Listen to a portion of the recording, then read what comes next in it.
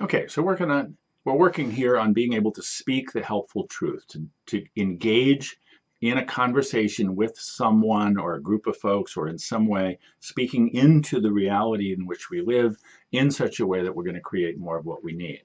Recognizing that we're speaking into a space, an idea, a framework, a relationship that already exists. So we are entering into a loop, and we want to enhance that loop, not inhibit it. There are some things that we do that really get in the way of that loop. And I had planned out a fairly complex set of videos that I was going to do here, but I was just going to make this as clear as I can be, that we can actually make things worse by what we do to try to speak the helpful truth when we're not working off of a good map. We're not using a cognitive map to understand reality that actually fits. And I want to suggest that there's three different things that we can do here that will mess it up.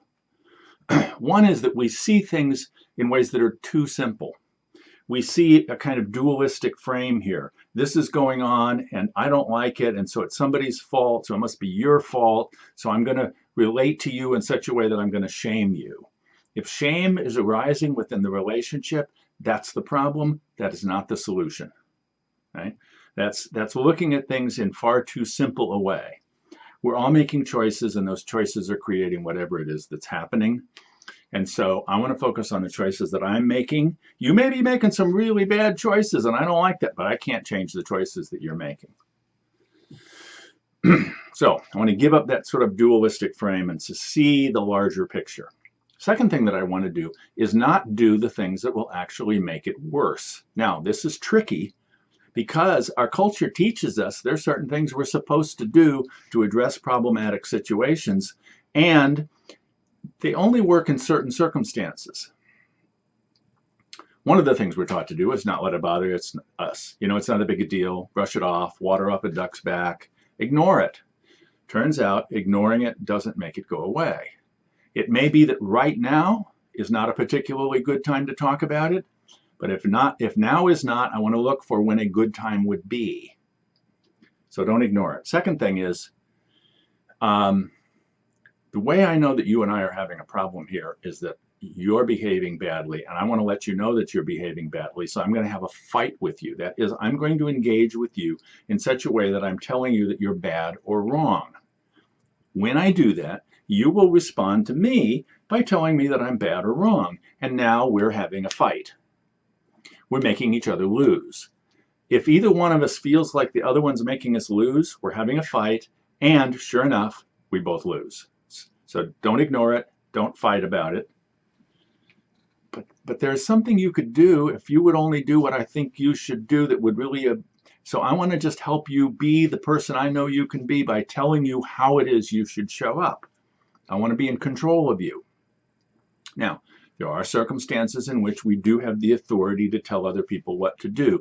If this isn't one of them, the very fact that I'm telling you what to do is going to engender your resistance. You're going to say, well, hell, I'm not going to do what he's telling me to do. And so what I'm going to do by trying to control you is I will set up pushback.